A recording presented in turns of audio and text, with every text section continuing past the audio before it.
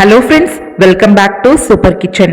வாங்க இன்னைக்கு அருமையான அட்டகாசமான சுவையில கருவேப்பிலை ஊறுகாய் எப்படி செய்யறதுன்னு பார்க்க போறோம். இந்த ஊறுகாயை சூடான சாதம், சப்பாத்தி, இட்லி, தோசைன்னு எல்லாத்துக்குமே தொட்டுக்கலாங்க. குழம்பு கூட தேவையில்லை, அந்த அளவுக்கு சுவையா இருக்கும். இதை செய்யறதுக்கு இந்த கப்பால நல்ல ஃப்ரெஷ்ஷா இருக்கிற கருவேப்பிலையா 5 கப் அளவுக்கு எடுத்திருக்கேங்க. இப்போ இந்த கருவேப்பிலையை நம்ம தண்ணியில் போட்டு 2-3 தடவை நல்லா க்ளீனாக வாஷ் பண்ணிவிட்டு இது போல் ஒரு ஸ்டெய்னரில் போட்டுடலாம். இந்த கருவேப்பிலையில் உள்ள தண்ணி எல்லாமே நல்லா இறங்கிடுங்க. அதுக்கப்புறமா ஒரு காட்டன் டவல் இருந்தால் எடுத்துக்கோங்க. இந்த டவலை ஃபேன் காத்துக்கு கீழே பரத்தி விட்டுட்டு அதுக்கு மேலே இந்த கருவேப்பிலைகளை இது மாதிரி நல்லா ஸ்ப்ரெட் பண்ணி விட்டுறலாம். இந்த இலைகளை நம்ம வெயிலெல்லாம் காய வச்சிடக்கூடாதுங்க. ஜஸ்ட் ஃபேன் காத்து கீழே ஒரு 10 நிமிஷம் போல உணர்ந்தாவே போதும். ஒரு 10 நிமிஷத்துக்கு அப்புறம் இந்த டவலை மடிச்சுட்டு இந்த கருவேப்பிலை மேலே இது மாதிரி ஒத்தி நல்லா கைகளால் தேய்ச்சி விடுங்க. இந்த மாதிரி செய்யறதுனால கருவேப்பிலையில் உள்ள கொஞ்சம் தண்ணியும் இந்த டவல்லையே ஒத்தி வந்துருங்க. இப்போ கருவேப்பிலை தண்ணி இல்லாத நல்லா சூப்பராக காஞ்சி வந்துருச்சு. இது ஒரு தட்டில் எடுத்து ஒரு ஓரமாக வச்சுக்கலாம். இப்போ நம்ம எந்த கப்பால் கருவேப்பிலை அளந்தோமோ அந்த கப்பால் 1/2 கப் அளவுக்கு புளி எடுத்திருக்கேன். இந்த புளியில் உள்ள தூசு, நாறு இது எல்லாத்தையுமே ரிமூவ் பண்ணிடுங்க. இப்போ இந்த புளியை நம்ம சுடுதண்ணி போட்டு ஊற வைக்க போறோங்க. புளி மூழ்கிற அளவுக்கு மட்டும் தண்ணி சேர்த்துட்டு இதை நல்லா ஊற வச்சு எடுத்து வச்சுக்கலாம்.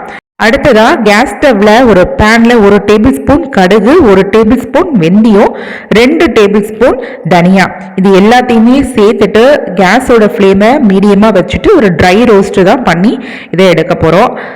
இது மாதிரி நல்லா வறுக்கும் போது இதில் உள்ள கடுகு நல்லா வெடிச்சு பொரிஞ்சு வெள்ளை நிறமாக மாறும். அந்த அளவுக்கு வறுத்து எடுத்துக்கோங்க. வறுபட்ட இது எல்லாத்தையுமே ஒரு தட்டில் டிரான்ஸ்ஃபர் பண்ணிட்டு இது மாதிரி நல்லா ஸ்ப்ரெட் பண்ணி விட்டுருங்க. இது நல்லா ஜில்லுன்னு ஆறட்டும்.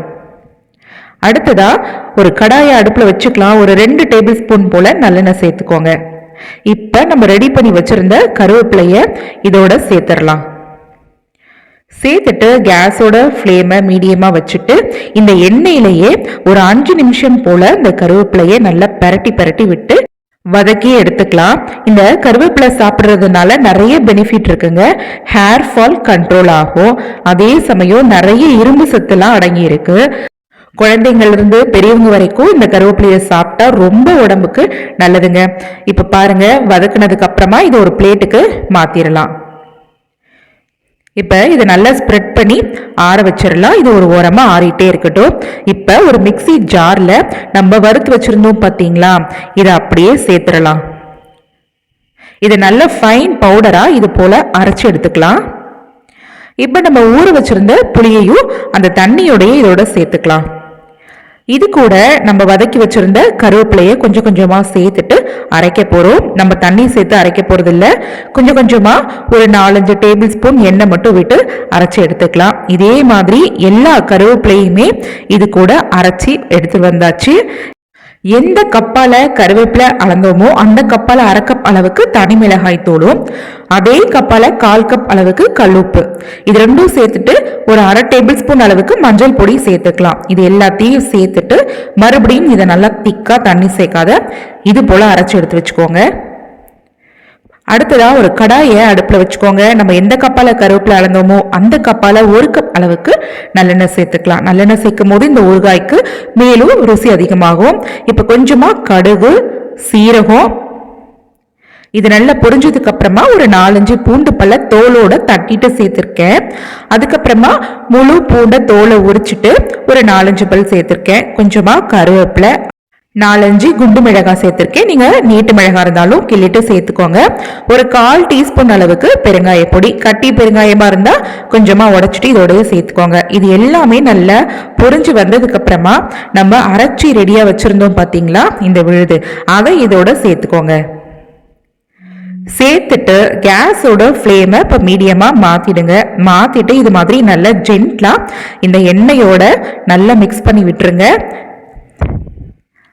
இது மாதிரி நல்லா கலந்து விட்டுட்டிங்கன்னா இதோட கலர் கொஞ்சமாக சேஞ்ச் ஆக ஆரம்பிக்கும். இப்போ பார்த்தீங்கன்னா ஒரு 10 நிமிஷம் போல் இந்த பச்சை வாசனை எல்லாம் போகிற அளவுக்கு இது நல்லா கொதிச்சு வரட்டும். இப்போ ஃபைனலாக ஒரு டீஸ்பூன் அளவுக்கு நாட்டு சக்கரை சேர்த்துக்கிறேன். இது ஆப்ஷன் தான், உங்களுக்கு இந்த டேஸ்ட் பிடிச்சா சேர்த்துக்கோங்க, இல்லைனா ஸ்கிப் பண்ணிக்கோங்க. இது இந்த நாட்டு சர்க்கரை எதுக்கு சேர்க்கிறோம்னா இந்த ஊறுகாயில உள்ள உப்பு புளி காரம் எல்லாத்தையும் பேலன்ஸ் பண்ணி கொடுக்கும். இதோட டேஸ்டே கொஞ்சம் கூடுதலா இருக்கும். அதுக்காக தான் ஃபைனலா இந்த மாதிரி ஈவனா மிக்ஸ் பண்ணி கலந்து விட்டதுக்கு அப்புறமா கேஸ் ஃப்ளேமை கம்ப்ளீட்டா ஆஃப் பண்ணிடுங்க. இது அப்படியே ஆறுனதுக்கு அப்புறமா பார்த்தீங்கன்னா நம்ம சேர்த்து இந்த எண்ணெய் எல்லாமே பிரிஞ்சு சும்மா தக தகன்னு மேலே மிதந்து வர ஆரம்பிச்சிரும். இப்போ நல்லா மிக்ஸ் பண்ணி விட்டுட்டு இதை நல்லா அழகா சர்வ் பண்ணி சாப்பிட்டுக்க வேண்டியதாங்க. இதை நீங்க ஃப்ரிட்ஜில் வைக்காத வெளியிலேயே வச்சு சாப்பிட்ற மாதிரி இருந்தாலும் தாராளமா 6 மாசம் வரைக்கும் கெடாம அப்படியே இருக்கும்.